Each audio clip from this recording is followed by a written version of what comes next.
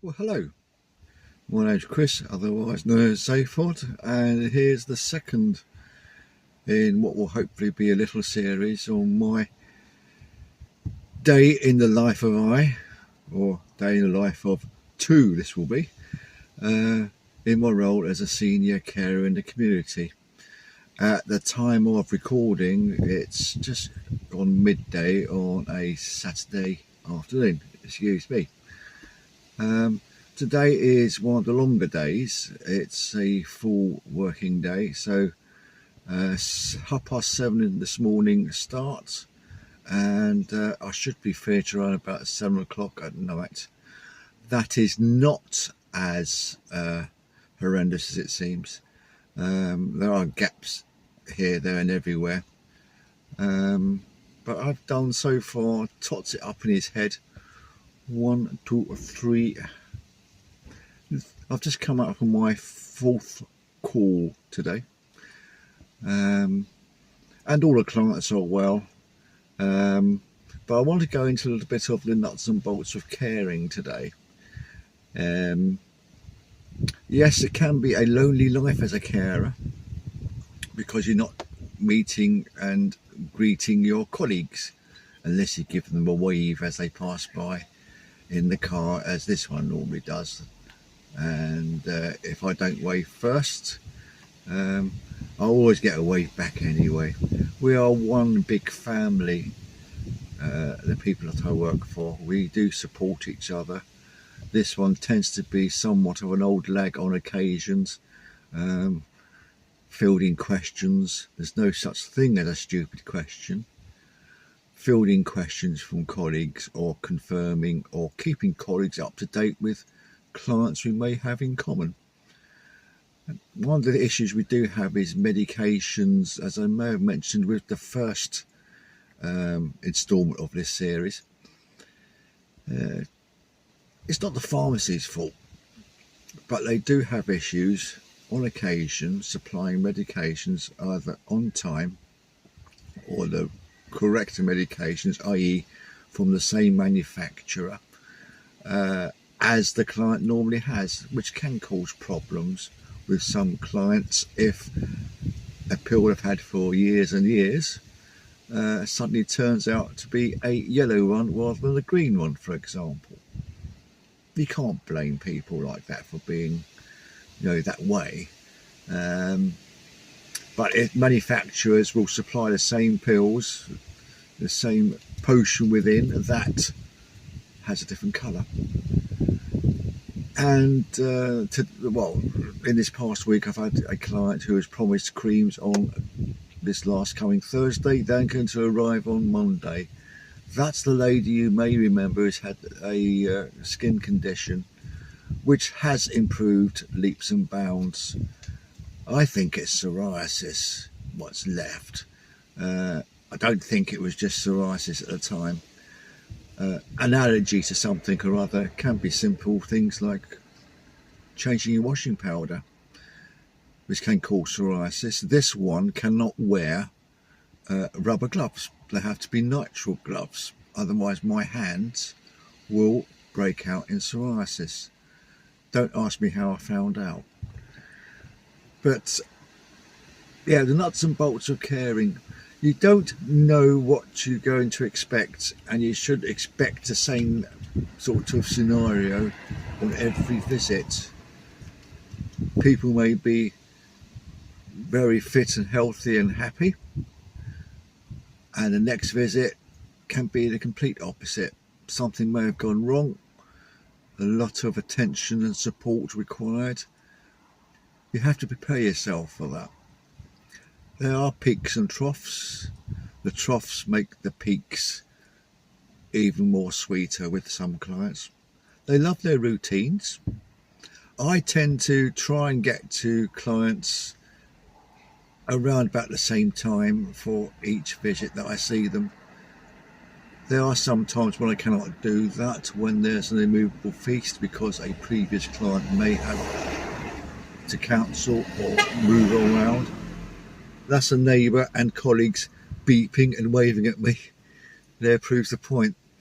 But they will understand that. I tend to get to them at roughly the same time.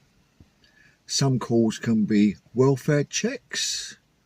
That's all they'll need, just to make sure everything's okay and there's nothing wanting or any support or help or physical labour, if you want to put it that way, required. Other clients, as I say, you don't know what to expect. You may need to spend more time with a client, which is always, as far as I'm concerned, freely given. Checks and balances. Another occasion, it might just be a chat. On a separate occasion, it might need, might be a call which needs more help, assistance, care, what have you. That's fine by me. We are here to support clients living independently in their own homes who might, underline the word might, find themselves going into a care home or a residential home or a nursing home. That's the spectrum of clients that we have. We have those that are on one end who just need a little bit of a push, a small amount of holes to be filled and gapped by the likes of carers. At the other end of the scale, we have end of life. End of life can be difficult, especially for those with lingering conditions. I have had clients before now who have been end of life clients who have had enough. They would rather push a red button if they had one there and just end it all. And I've got to say, who can blame them? Dignity and respect, a send off from this mortal coil when they want it under those circumstances. They can be difficult, and I say difficult in so much as if I could press a red button for them and they wanted me to do that, I would do it. End of life can be very short. People at end of life can still pass on very unexpectedly. Others, it's a lingering, long journey. The longest end of life client I had was when I very first started back into caring. Bless her heart. Susie, she's long gone. She was 3 years end of life. People can hang on for a considerable amount of time. I've had 3 clients who I can think of, and probably more, who have passed on in front of me. It's been a blessing and a privilege in a way to be with them, but they have passed on while I've been there. I've been the last person who I've been with. More often than not, they are already out of this world. So it's just a question of talking to them. They may not respond.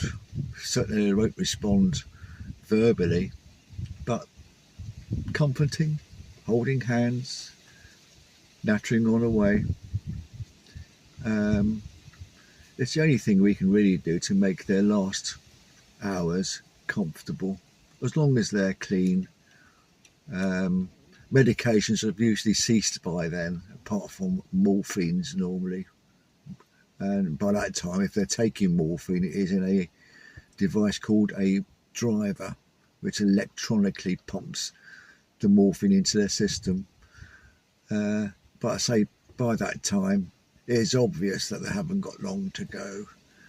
And so as a carer, you do the best to make their final journey as comfortable as possible. And there have been occasions when I've been on my own with the person who's passed on, not for lack of familial support, but it has happened where I've been there to give the family respite and people have passed on. It's a shock.